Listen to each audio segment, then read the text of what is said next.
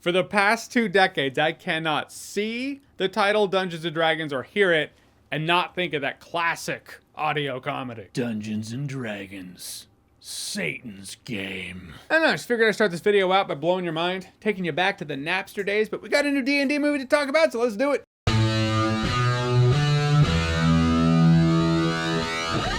So Dungeons & Dragons Honor Among Thieves is a new fantasy comedy based off of the popular role-playing game. And I had no care for a new Dungeons & Dragons movie. Zero fucks given. I don't even think, I think I might have seen one trailer back in the day, but no more. What can I say? I was there over 2 decades ago when the previous D&D movie came out. All my friends and I, we were all pumped, and it happened the way it happens.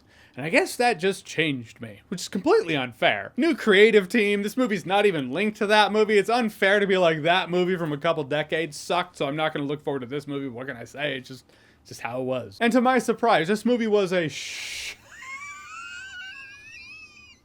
shockingly enjoyable time. First of all, you have Chris Pine leading this film. For what this movie is, that is perfect. It's perfect casting for a lead. Because Chris Pine comes across as naturally, charmingly funny. It doesn't ever feel like he's trying. There are people who say funny things, and there are people who say things funny. For example, Hugh Grant in this movie, it does feel like Hugh Grant is scripted to say funny things. You can almost see the director be like, okay, now do a quirky, yeah, that's the energy we're going for, perfect. He's saying funny things because he needs to in this fantasy adventure comedy. Chris Pine just comes across as saying things funny. He's just naturally being Chris Pine, and it's working. The script can be bad guy, we're taking her to the castle. Good guy, wait, where are you taking her? With most people, it'd be like, we're taking her to the castle. Where are you taking her? But with Chris Pine, it's like, we're taking her to the castle. Oh, good. Wait, where are you taking her? For this movie and what the vibe the movie was going for, Chris Pine absolutely worked. That his merry band of misfits work too. It's kind of amusing to me that we're done with the age of the super strong, like, yes, the warrior, the paladin is absolutely the lead good guy. Now, Chris Pine's the bard, you have a mage, barbarian, you do have a paladin that comes in for a bit. They do come across as a group of, we shouldn't be the last best hope, but we are.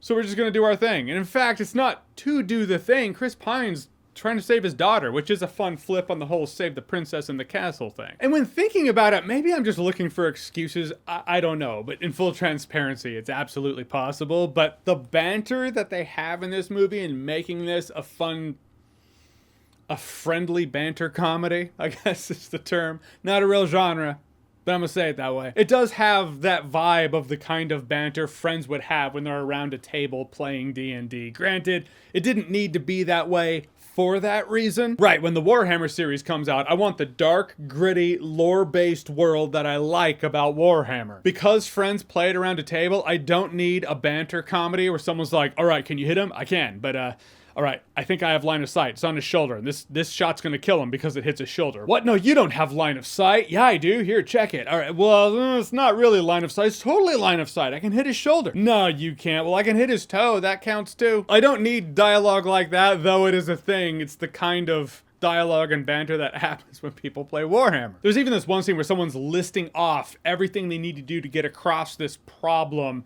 And it just sounds like a DM listing off the overly complicated rules that the players need to do to solve this problem. I couldn't help but see that scene, see the banter, and feel like, oh, that's why they went for this vibe. They like the vibe of friends around a table playing D&D, though they're not around a table, they're in the world, which is how it's supposed to feel when you play D&D. You have an active imagination, so there is that. That might act as a double-edged sword, though. There are people who watch this movie, I know they're D&D fans, and are like, yeah, it was actually pretty cool, because that's how it feels. There might be other folks out there who will be like, it's D&D. I love D&D. I was hoping for the next Lord of the Rings. Come on. This is not that. It's not the next Lord of the Rings, though to be fair, I don't think audiences anywhere ever thought it could be, or would be. The CGI in this movie is absolutely ass, which is another funny thing. It's like, hey, it's an action comedy with shit CGI. Sounds like we're talking about recent MCU. I usually give the MCU scrutiny for that, but all things not being equal, I don't as much for this movie. Because Dungeons & Dragons Honor Among Thieves isn't the biggest cinematic property in the history of movies backed by the biggest studio. Feels like an underdog, so it's like, all right, you have shit CGI, I get it. You didn't have an unlimited budget, whatever. Kind of like in high school when I got a B on a test, the teacher was like, Jeremy, you got a B? It's good to see that you actually studied for this test, and it looks like that studying is paying off. Good job. But if the straight A student got a B, it'd be like, is everything okay? Do you need to talk to a counselor? And this movie is a bit too long, could have shaved 15 minutes easy. But in the end, Dungeons & Dragons Honor Among Thieves, it surprised me. It's a fun fantasy adventure comedy with endearing characters. It actually had a pretty solid heist segment in here too. That I felt was the strongest part of the entire thing. Actually second to the movie's core, and to its core, it does have a heartfelt family dynamic in here that I really appreciated. I rarely bring up ratings, but it's rated PG-13. I bring it up because it's in that Revenge of the Sith kind of way, where it's like, well, it's not the hardest PG-13 I've ever seen. That is to say, if you and your family, you're looking for a nice time out at the movies, this movie comes out at the end of the month, I feel like this is a good one. It was a fun time, no alcohol required. Alright, so Dungeons & Dragons Honor Among Thieves, have you seen it? What did you think about it? Or do you play D&D? What's your class? Do you cast Magic Missile? And do you attack the darkness? Whatever you think, comment below, let me know. And as always, if you like what you've seen here and you want to see more, click right here to see more.